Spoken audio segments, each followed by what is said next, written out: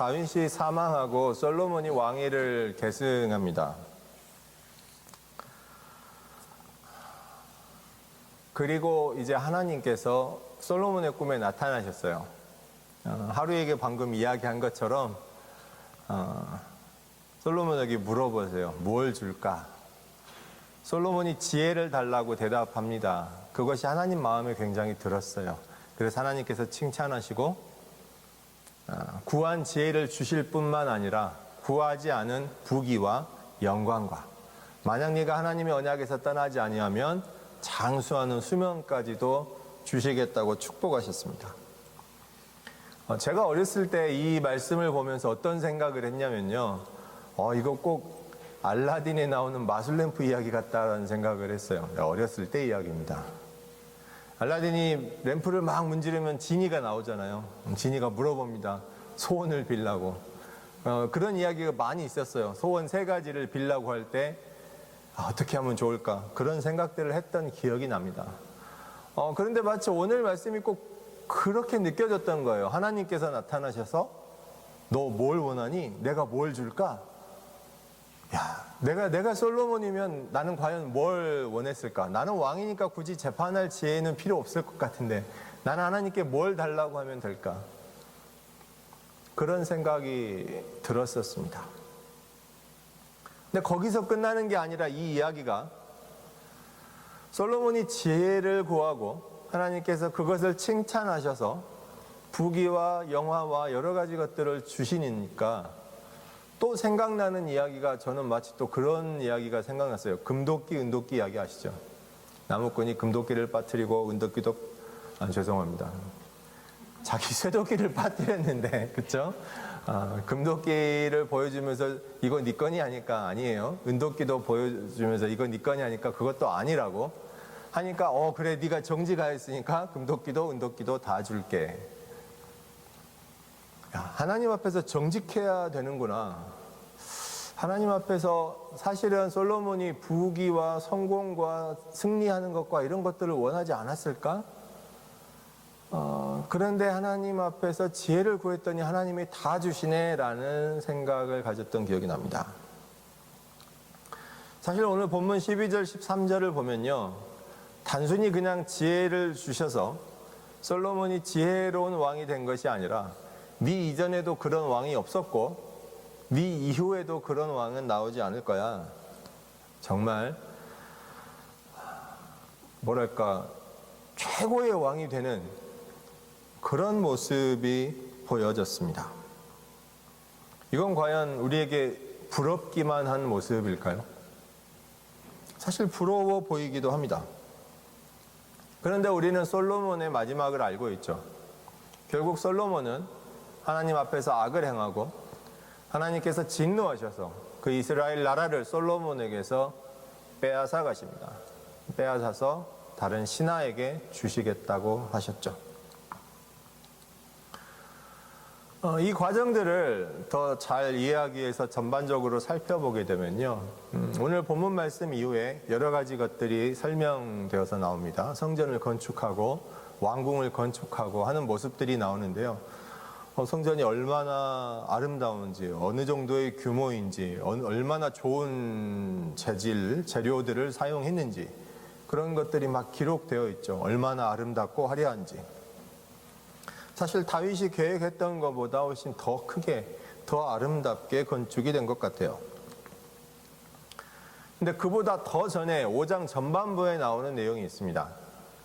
그 내용이 뭐냐면 솔로몬이 어떻게 그 재원을 마련했는지, 그 재료를 어떻게 두로에서, 지금의 레바논 땅에서 가져왔는지 그런 것들이 기록되어 있어요.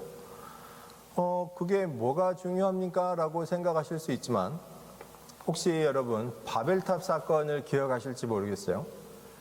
제가 거기서 뭐라고 말씀드렸냐면 거대 건축물을 짓는 게 중요한 게 아니라 거대 건축물을 짓기 위해서 많은 사람들을 강제로 끌어모아서 강제 노동을 시키고 사람들을 고통에 빠뜨리고 사람들이 눈물로 탄식하고 하나님께 부르짖는 것을 하나님께서는 결코 그냥 넘어가시지 않는다고. 그렇게 사람들을 착취해서 강제로 노예로 만들고 일을 시키는 것을 하나님이 미워하신다고 말씀드린 적이 있습니다. 근데 솔로몬이 왕이 되고 나서 하나님의 성전을 건축하는데 만약 다른 이방인들이 그랬던 것처럼 사람들을 노예로 삼고 강제로 끌어다가 노동을 시키고 노예로 만들어 버렸다면 그걸 하나님께서 과연 기쁘게 받으셨겠냐는 거예요. 절대로 그렇지 않으셨겠죠. 5장 말씀에 보면 솔로몬이 레바논에서 질 좋은 목재, 백향목 목재를 가져오기 위해서 일꾼을 보내는데 3만 명을 불러 모읍니다. 막상 가서 일하는 인원은 10,000명이에요. 그럼 2만 명은 뭐 하느냐? 교대로 일을 했던 거죠. 10,000명이 가서 한 달을 일하고 2달은 집에 머무르고 이렇게 3교대로 계속 일을 했던 거예요. 지금 기준으로 봐도 나쁘지 않은 근무 조건입니다. 이때 당시로 보면 굉장히 파격적인 좋은 조건인 거예요. 우리가 알 수 있는 것은 솔로몬이 이스라엘 사람들을 노예로 만들고 착취해서 강제 노동을 시켜서 하나님의 성전을 짓지는 않았다는 거죠. 성경에 기록된 바를 보면 두로의 왕에게도 그 모든 대가를 합법적으로 지불합니다. 근데 어떤 학자들은 이야기해요. 야, 이스라엘 정도의 규모의 그 정도 나라에 그 정도 나라가 가질 수 있는 재정으로는 그렇게 건축하기 어려워. 성경에 기록된 대로 그렇게 좋은 재료를 사용해서 많은 금과 은을 사용해서 그 짧은 기간 안에 7년 동안 성전을 건축했다고 하는데 그 예루살렘 산지에 그렇게 건축할 수 있을까? 그건 말도 안 돼라고 부정하는 학자들도 있습니다.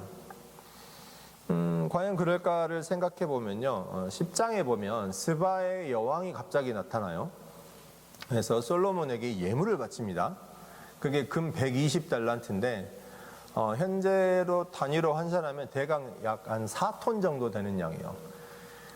금 4톤이면 얼마나 될까요? 저는 금 4kg도 구경도 못 해봤습니다만 4톤이면 어마어마할 것 같아요. 근데 시세로 얼마인지 제가 계산도 안 해봤습니다. 이렇게 보면 야, 하나님께서 주변 나라들의 마음을 감동시켜서 막 재물을 갖다 바치게 해서 건축하신 건가? 라고 생각해 볼 수도 있지만 단순히 그런 건 아니고요. 오히려 이것은 어떤 국제 무역이나 조공 무역의 일부로 이해하는 게 훨씬 좋지 않나라는 생각이 듭니다. 9장 마지막 부분에 보면 솔로몬이 항구를 건설해요. 홍해 바다 입구에 항구를 건설하고 조선소를 만들게 됩니다. 화면을 넘기면 지도가 한 장 있어요. 보여주세요. 화면을 넘겨주세요. 한 장 더. 네, 저게 이제 근동 지역 사진인데 화면에 작게 빨간색으로 동그라미 쳐진 부분이 보이실 거예요. 그 부분이 지금 이스라엘과 요르단 접경 지역인데요. 솔로몬이 저기에 항구를 건설하고 조선소를 만듭니다. 그리고 배를 만들어요. 그리고 그 배를 운용할 인력이 없으니까 두로에서 고급 인력들을 스카우트해 옵니다. 이 두로는 지금 현재 레바논 지역에 있는 곳인데요.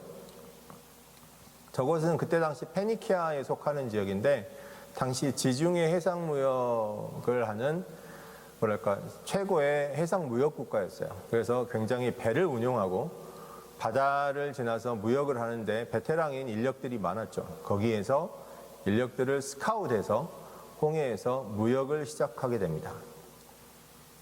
성경에 보면 오빌이라는 곳에서 어마어마한 양의 금과 보석을 가져왔다라고 기록이 되어 있어요. 그래서 많은 학자들은 도대체 오빌이 어디냐, 거기가 어디냐라고 찾기를 원했었습니다.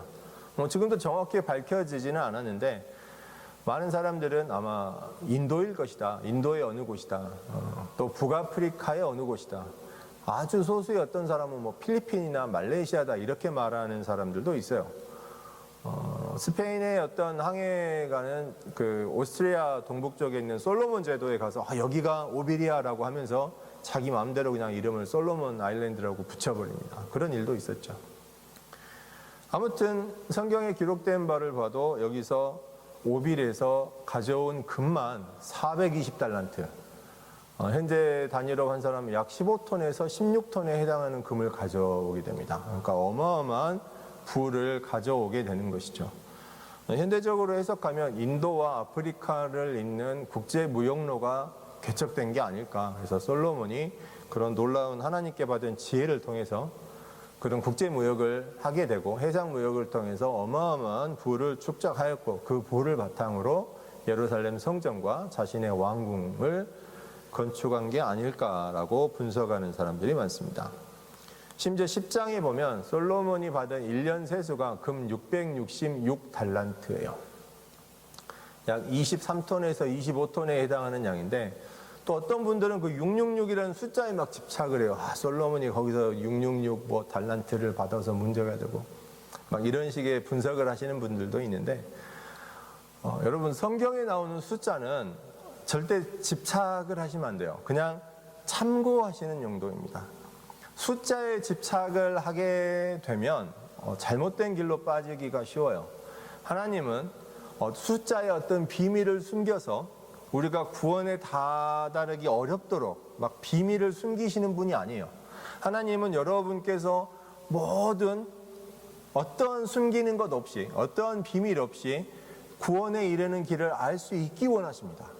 어떤 특정한 숫자에 뭐 14만 4천이 어떻고 666이 어떻고 거기에 막 비밀을 숨겨서 함정을 만들고 그 함정에 빠지면 영원히 죄에 빠지고 이런 걸 좋아하시는 분이 절대로 아니에요. 그냥 숫자는 참고하시면 됩니다. 그래서 솔로몬이 666달란트가 1년 받은 세입이었으면 그게 그냥 우연의 산물이었을 수도 있고 그걸 정말 크게 해석한다고 하면 하나님께서 별로 기뻐하시지 않았겠구나라고 생각하게 됩니다. 왜냐하면 솔로몬이 한 일을 보면 9장에 또 뭘 했다고 나오냐면 새로운 국제무역을 하게 되는데 이집트와 해쪽서 그러니까 지금의 터키 지역 그리고 아라비아 지역과 국제무역을 하게 되는데 그 무역 품목이 뭐냐? 말과 전차예요. 그러니까 지금으로 따지면 국제 무기 거래를 주선한 거예요. 굉장히 많은 돈을 벌었죠. 지금 현재도 현재 요새 한국에서 자주포와 전차를 막 유럽에 팔면서 K 방산하면서 굉장히 막 화제가 되는 걸 제가 본 기억이 납니다. 지금도 무기 거래는 돈이 이익이 많이 남죠.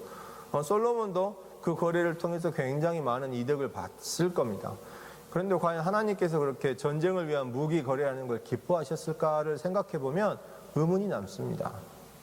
그리고 솔로몬이 그렇게 이집트와 아라비아로부터 말과 전차를 수입해서 해족속, 지금의 터키 지역에 팔게 되고 그 지역은 급속도로 발전하게 됩니다. 그리고 어떤 나라가 세워집니까? 아시리아가 세워지죠. 그 아시리아가 뭘 하죠?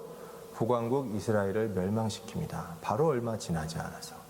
그런 일이 벌어졌다는 걸 생각해 보면 단순히 지금 주어진 환경 내에서 막 부유해지고 부자가 되는 것이 진정으로 지혜 있는 일인가는 생각을 해봐야 되겠죠.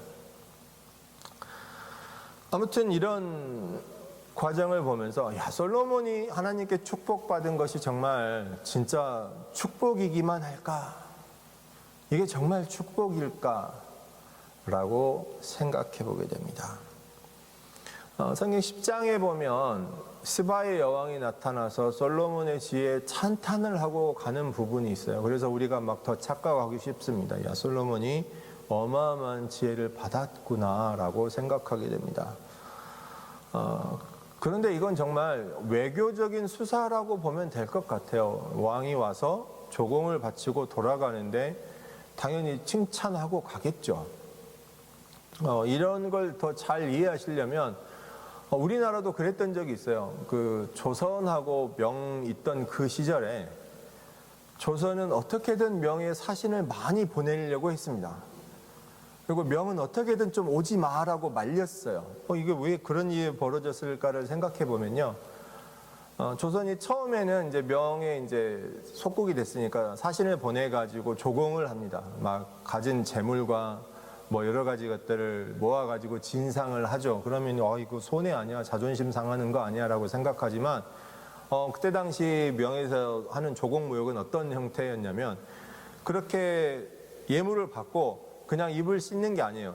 받은 것보다 훨씬 더 많은 양의 2배에서 3배, 심지어 5배까지도 해당하는 어마어마한 양의 더 많은 재물을 들려서 돌려보냈어요. 조선에서 한 번씩 가보니까 이게 너무 이익인 거예요. 그래서 갈수록 바치는 곡물의 양이 늘어갑니다. 한 번 갔다 올 때마다 떼부자가 돼요. 그래서 어떻게든 자주 가려고 합니다. 신년이 되면 신년이니까 사신을 보내고, 봄이 되면 봄이 왔으니까 보내고, 명나라 황제 생일이 되면 생일이니까 생일 축하 사진 보내고, 어떻게든지 많이 가려고 해요.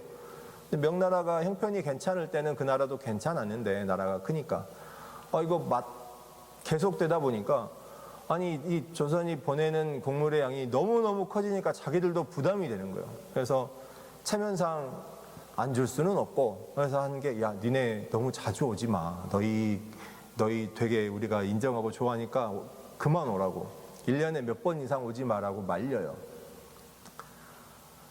그런데 실제 역사책에 기록된 건 정사에는 어떤 식으로 기록이 되냐면, 중국에서는 조선이 우리의 신하국이 돼서 충성심을 표현하기 위해서 이렇게 많은 조공을 바쳤다, 이런 식으로만 기록하고 끝내죠. 실제로 막 얼마나 더 많은 하사품을 기록했는지는 자세히 기록하지 않고 그냥 대강 기록하고 넘기는 그런 일이 많았어요. 이런 외교적인 일을 보더라도 사실 스바와 이스라엘의 관계가 그와 같았다고 말씀드린 건 아니에요. 하지만 스바 여왕이 솔로몬의 지혜를 보고 정말 감탄해서, 야, 이와 같은 왕이 없구나라고 감탄해서 갔다는 거를 그냥 외교적인 수사라 보면 될 것 같아요. 성경이 아니라 이 외경에 보면 스바의 여왕이 솔로몬의 지혜를 구하기 위해서 살아있는 꽃과 조화를 구분하는 걸 물어보는 그런 내용이 나오기는 해요. 그런데 그게 뭐 대단한 것은 아니고, 우리가 관심을 정확히 어디에다 둬야 될지를 고민하시는 게 훨씬 중요하다고 생각합니다. 이게 무슨 뜻이냐면요, 지혜가 중요하지 않다는 게 아니에요. 솔로몬은 분명히 지혜로워졌을 겁니다. 똑똑해졌어요. 오늘 본문 이후에 나오는 재판을 보면 나오죠. 두 여자가 한 아이를 데리고 와서 서로 자기 아이라고 다투는 그 재판을 보면 정말 놀랍죠. 지혜롭습니다. 그런데 그게 정말 중요할까요?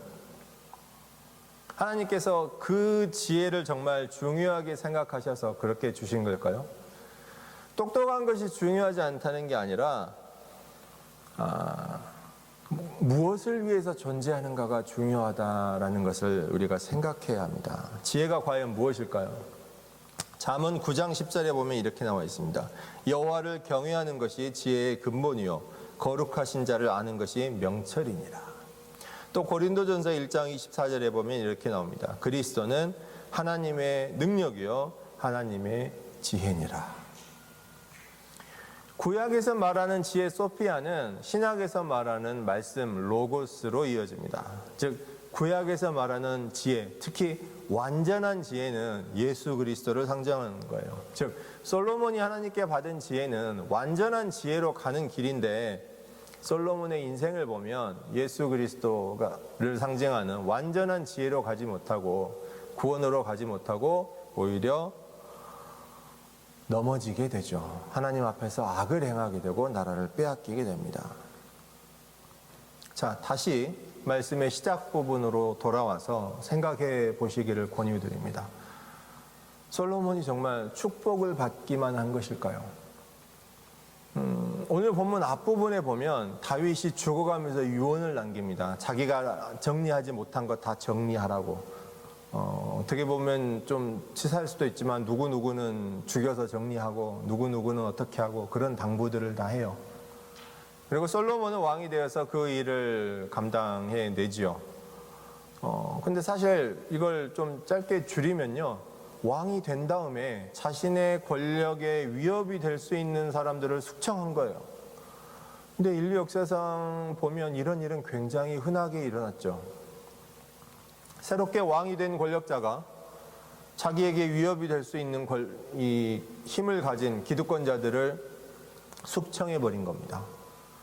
이게 하나님께서 칭찬하실 만한 일일까요? 오늘 3장 첫 부분을 보면 솔로몬이 혼인관계를 맺어요. 결혼을 하는데 누구랑 결혼을 합니까? 바로의 딸이라고 나오는데 이집트의 파라오의 딸과 결혼하는 거예요. 어떻게 보면 이게 외교적인 성과라고도 할 수 있죠.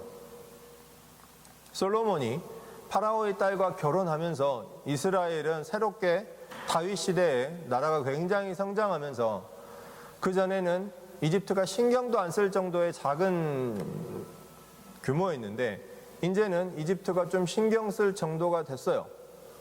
그랬는데 솔로몬이 바로의 딸과 결혼하면서 이집트로부터 안정을 보장받은 거죠.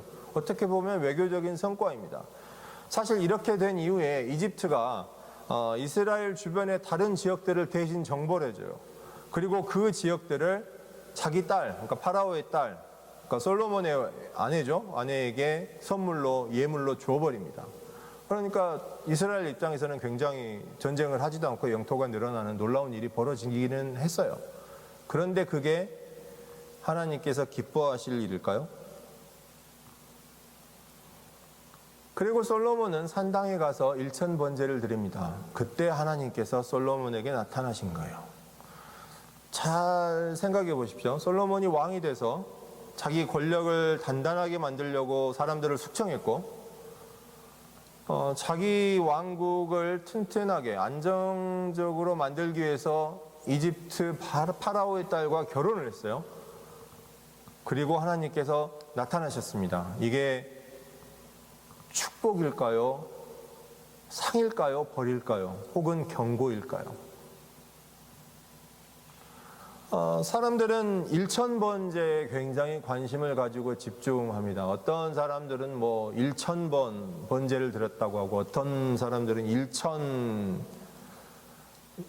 단위의 규모의 번제를 드렸다고 하는 사람도 있습니다만 그게 중요한 건 아니에요.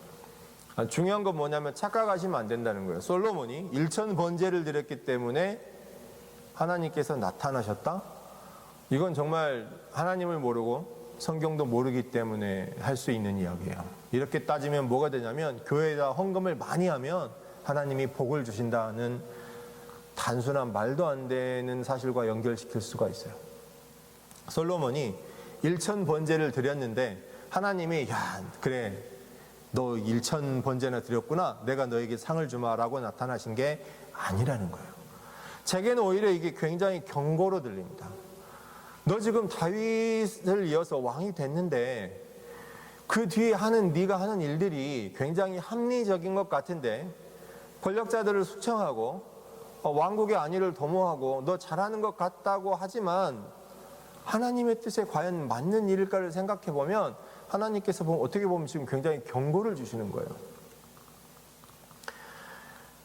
그 이후에도 보면 다윗이 성전을 다 건축한 후에 굉장히 많은 사람들을 불러 모아서 어마어마한 양의 제물을 하나님께 드립니다. 그래서 그때는 무려 소가 22,000마리, 양을 12만 마리를 제물로 드려요. 그래서 이걸 또 굉장히 강조하시는 분들도 제가 봤습니다. 그렇게 강조하실 필요 없어요.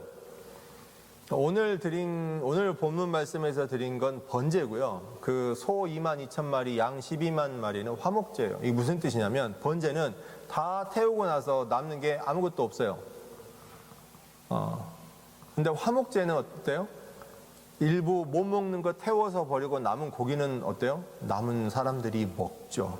그러니까 사실 소 22,000마리, 양 12만 마리는 그때 모인 그 많은 사람들이 감사의 예물을 하나님께 드리고 남은 거 다 고기 먹고 잔치하는 거예요. 사실 잔치 음식인 거예요. 그걸 가지고 이렇게 많은 양의 어마어마한 제물을 드리니까 하나님이 이스라엘을 솔로몬을 축복하신 거다 라는 식으로 오해하시면 절대로 안 된다라는 뜻입니다. 아무튼 이런 내용을 볼 때 하나님께서 솔로몬에게 나타나신 게 과연 축복이기만 할까 고민해 보시기 바랍니다.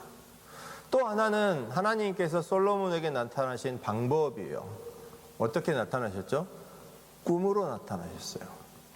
자, 하나님께서는 굉장히 다양한 방법으로 나타나실 수 있습니다. 아담에게 하신 것처럼 함께 대화하고 산책하실 수도 있죠. 아마 이런 경험한 사람은 없을 거예요. 아브라함에게 하신 것처럼 직접 나타나셔서 대화하실 수도 있고요. 모세에게 하신 것처럼 직접 대면하실 수도 있죠. 그런데 이런 경험은 거의 우리가 하지 못합니다. 저도 물론 하지 못했고요. 또 어떻게 하나님이 나타나실 수 있을까요? 기도 가운데 응답하실 수도 있겠죠. 다니엘에게 하셨던 것처럼 기도 가운데 응답하실 수도 있습니다. 이런 경험은 우리가 할 수 있습니다. 또 어떤 방법이 있을까요? 사무엘에게 하신 것처럼 하나님께서 이름을 부르실 수 있습니다. 사무엘아 하시면서 직접 음성을 들려주실 수 있어요. 이런 경험은 우리가 흔하게 할 수 있는 것은 아니지만 가능합니다. 저도 그런 경험이 있기는 한데 제 평생에 2번 정도 들었던 것 같아요. 그런데 그 들을 때 상황이 별로 좋지가 못했어요. 제 경험은 제가 잘못된 길을 가려고 하거나 잘못된 착각으로 잘못된 믿음을 가지려고 할 때 하나님이 음성을 들려주셨어요. 그리고 제 죄를 제가 볼 수 있게 해주셨어요. 그렇게 보면 하나님께서 꼭 좋을 때만 불러주시는 건 아니구나라고 알 수 있습니다. 또 어떤 방법이 있을까요? 하나님께서 바울에게 하신 것처럼 환상 중에 나타나실 수도 있죠. 그런데 바울의 경우를 살펴보아도 어떻습니까? 바울이 너무나 잘하고 있으니까 바울에게 칭찬하시려고 나타나셨나요? 아시아에 남아있지 말고 유럽으로 가라고 그거 막으려고 나타나셨었죠. 그리고 남아있는 게 바로 오늘 본문처럼 꿈으로 나타나시는 거예요. 자, 하나님과 만나는 방법을 우리가 선택할 수 있습니까?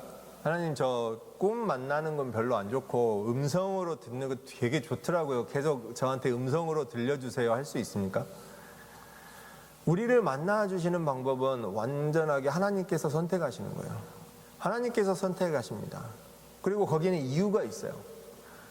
여러분 아마 다 누구나 꿈을 꾸어보셨을 테니까 꿈을 꿀 때 어떤가요? 저는 꿈을 굉장히 많이 꾸는 편입니다. 하루에 3편, 4편 이상씩 꿔요. 거의 날마다. 굉장히 많은 꿈을 꾸죠. 그래서 그렇게 많이 꾸다 보니까 꿈을 꾸면서 꿈이라는 거 알 때도 있습니다. 아마 여러분도 그런 경험이 있으실 거예요. 꿈을 꾸면서 이건 꿈이네.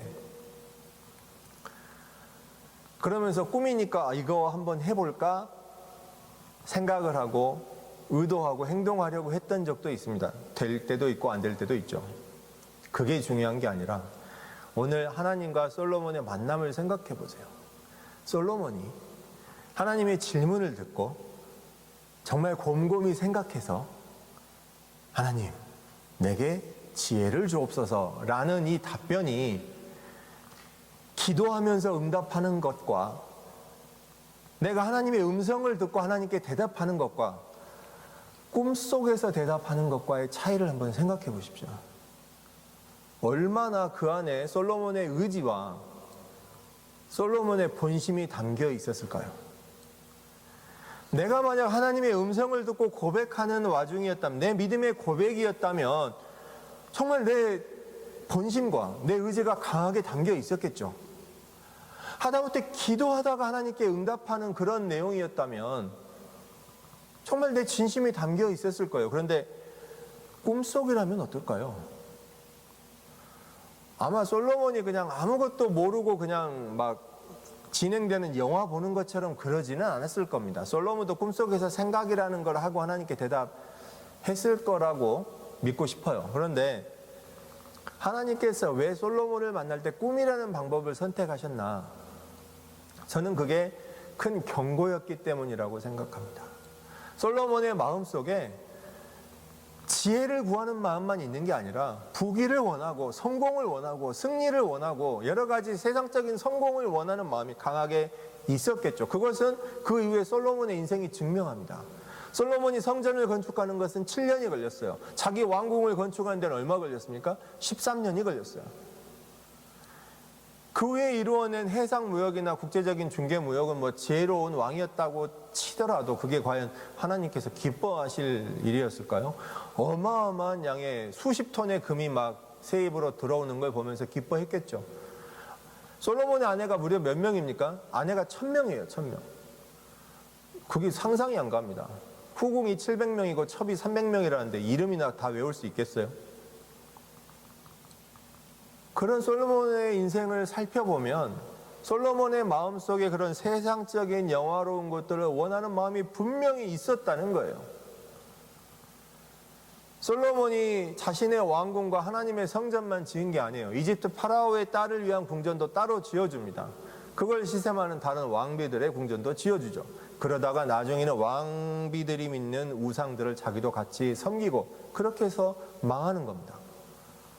하나님께서 그걸 모르고 계셨을까요? 다 알고 계셨죠. 솔로몬의 마음속에 아버지 다윗을 향한 마음과 다윗이 그랬던 것처럼 하나님께 충성하고자 하는 마음도 있으나 세상적인 성공을 원하는 마음도 굉장히 크다는 것을 알고 꿈을 통해 솔로몬을 만나 주신 거예요. 솔로몬이 자신의 왕위를 물려받아서 솔로몬이 자기가 왕이 된 3년째부터 성전 건축을 시작하니까요. 이때가 굉장히 통치 초기죠. 그때 하나님께서 솔로몬을 만나 주시는 겁니다. 그리고 경고하시는 거예요. 너 왕으로 있는 동안 이것을 가장 염두에 두어라. 바로 지혜라는 거죠. 사랑하는 성도 여러분, 하나님께 구하고 또 구하시기를 권해드립니다. 솔로몬이 지혜를 구한 것처럼 우리도 하나님께 간절히 구해야 돼요. 만약 구하지 않으면 사실 구하지 않는 것이 굉장히 큰 문제입니다. 하나님께 간절히 구하세요. 하나님께서 아낌없이 주실 거예요. 솔로몬에게 하신 것처럼 솔로몬이 구하지 않은 세상의 부귀와 성공과 장수와 건강과 가족의 행복까지 모든 것을 부어 주실 거예요. 그러나 더 먼저 우리가 생각해야 하는 것은 무엇일까요? 솔로몬처럼 지혜를 구할까요? 솔로몬이 지혜를 구해야 했던 이유는 자신이 받은 왕의 사명을 감당하기 위해서 지혜가 필요했기 때문입니다. 사람들이 율법을 받았음에도 불구하고 하나님께로 잘 가는 길을 제대로 판별하지 못하니까 일상에서 일어나는 수많은 복잡한 일들을 통해서 그것을 판결하고 백성들의 죄를 알게 하고 하나님께로 인도하기 위해서 엄청난 지혜가 필요했고 하나님께서 그것을 경고로 알려주신 거예요. 솔로몬이 그 지혜를 구했기 때문에 하나님께서 지혜로 축복하시고 그의 모든 것을 부어주셨습니다. 그럼 우리는 무엇을 구할까요? 우리가 왕의 사명을 받았습니까? 그런 분은 지혜를 구하셔도 됩니다. 우리는 확실한 것이 하나 있죠. 다 그리스도인입니다. 우리는 다 그리스도인의 사명을 받았죠. 우리는 다 복음의 사명을 받았습니다. 그 사명을 위해 내게 필요한 것이 무언가를 고민해 보시기 바랍니다. 내게 용기가 부족하다면 주님, 내가 주님의 사랑을 마음에 품고 있는데 그것을 전할 수 있는 용기가 부족합니다. 하나님께 구하세요. 하나님, 내가 정말 교회나 신앙생활이나 그리스도인과 성도의 교제와 모든 게 좋아 보이는데 내가 너무나 많이 흔들립니다. 내게 믿음이 부족합니다. 믿음을 구하십시오. 주님, 세상 사는 게 너무 힘들어서 어렵다 보니까 막 우울해지고 힘이 들어요. 어렵습니다. 내게 참된 소망과 기쁨을 주세요라고 구하십시오. 하나님께서 아낌없이 주실 것이고 차마 우리가 입 밖으로 내서 구하지는 못했지만 마음속으로 원하는 세상적인 성공도 부유함도 안정적인 삶도 하나님께서 축복으로 부어주실 줄 믿습니다. 사랑하는 성도 여러분, 그런데 그거보다 훨씬 더 중요한 게 있어요. 그게 바로 내가 왜 구했는지의 이유, 내가 구한 그 마음입니다. 오늘 본문 말씀에도 솔로몬이 지혜를 구한 마음이 있어요. 내게 듣는 마음을 주소서라고 하나님께 구하죠. 왕이 훨씬 신분이 낮은 하층민들의 백성들의 사연을 듣는다는 것이 얼마나 어려운 일인 줄 아세요? 누군가의 사연, 그것도 그냥 평범한 즐거운 사연이 아니라 분쟁이 생기고 갈등이 생겨서 서로 싸우고 문제가 되고 자기 신세를 한탄하고 하소연하는 걸 듣는다는 게 보통 어려운 일이 아닙니다. 그런데 가장 존귀한 왕이 그걸 들어야 하는 거예요. 그래서 솔로몬이 구합니다. 내게 듣는 마음을 주셔서 제대로 판별할 수 있는 지혜를 주옵소서. 솔로몬에게 중요한 건 지혜보다도 그 지혜를 구한 마음이었어요. 오늘 본문 이후에 나오는 그 두 여자가 서로 자기 아이라고 싸우는 그 재판 생각해 보세요. 솔로몬이 특별한 지혜가 있긴 했지만 그 재판에서 필요한 게 정말 지혜였을까요? 솔로몬과 같은 지혜가 없었으면 그 재판 못합니까? 그럼 솔로몬처럼 지혜를 받지 못한 솔로몬 이후에 그 수많은 이스라엘과 유다의 왕들은 지혜도 못 받았는데 어떻게 왕 역할을 감당합니까? 그래도 하나님께서 칭찬하신 5명의 왕이 있는데 그 왕들은 뭐죠? 지혜도 없는데? 정말 중요한 것은 내가 얼마나 지혜를 가졌느냐가 아니라 내가 지혜를 구하는 마음을 가지고 있느냐입니다. 내가 복음을 위해서 얼마나 능력을 가지고 있느냐, 내가 기도의 능력을 가지고 있느냐, 내가 어떤 초월적인 능력을 가지고 있어서 역사하느냐가 아니라 그 구하는 마음이 있느냐예요. 그리고 있다면 내가 왜 그것들을 구했느냐라는 거죠. 솔로몬이 지혜를 구하는 마음을 가진 이유, 하나님이 맡기신 그 사람들을 하나님께로 인도하기 위해서죠. 우리의 삶에서도 우리가 구하는 것들이 무엇을 위해 존재합니까? 그걸 잊어버리면 안 돼요. 솔로몬도 처음에는 그 마음이 있었겠죠. 근데 40년 동안 통치하면서 후반부로 가면 갈수록 1년에 수십 톤에 23톤, 25톤의 세금이 들어오다 보니까 그 영화에 너무 취해버려서 처음 가졌던 그 마음을 잃어버리고 내가 왜 하나님께 지혜를 구했는지는 기억나지도 않은 채 주어진 것들이 너무나 화려해서 거기에 눈을 뺏기고 아내를 1000명이나 드리고 세상적인 화려한 삶에 빠져서 처음 마음을 잃어버리게 된 겁니다. 우리 사랑하는 코키틀람 한인교회 성도 여러분, 하나님께 아낌없이 구하세요. 하나님께서 주실 줄 믿습니다. 그리고 절대로 그 구한 마음을 잃지 마세요. 내가 왜 구했는지. 하나님께서 부수적으로 그냥 옵션으로 딸려주시는 것, 좋은 것, 성공하는 것, 세상에서 평안을 누리는 것, 기쁜 것들에 현혹되지 마시고 내가 왜 하나님께 이걸 구했는지를 항상 기억하시기를 주님의 이름으로 축복드립니다. 우리가 그리스도인의 사명을 감당하는 데 필요한 것들을 하나님께서 아까워하실 이유가 없어요. 지금도 넘치도록 부어주시기를 원합니다. 단지 우리가 넘치게 받은 것을 감당하지 못하고 넘어질까 봐, 우리가 넘치게 받은 것 때문에 오히려 죄의 길에 빠지게 될까 봐 노심초사 걱정하시면서 못 주고 계시는 것일 수도 있다는 사실을 기억하시기 바랍니다. 우리의 구함이 어떤 것이든 사명에 합당한 것이라면 하나님께서 기뻐하시면서 응답하실 겁니다. 그 외에 우리가 감당할 수 있는 모든 축복을 부어주실 거예요.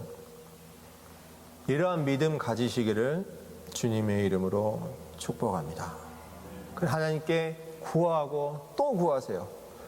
그리하여 풍성하게 응답받는 저와 여러분 되시기를 주님의 이름으로 축원합니다. 기도하시겠습니다.